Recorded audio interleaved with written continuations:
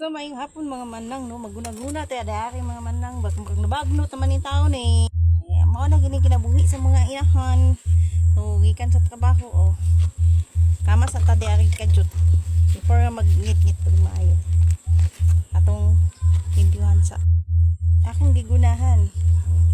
Akong bugis. Planta ni kay para dili kay siya mo dako. Asa nakato ako ang kuan. Bunting. Tapos gibutang na ko siya diri kay para limpyuhan. Naunsa man nahulbot man. Yaha. So kani ako ning kating-katingan. No? Kay para una man siya tubo.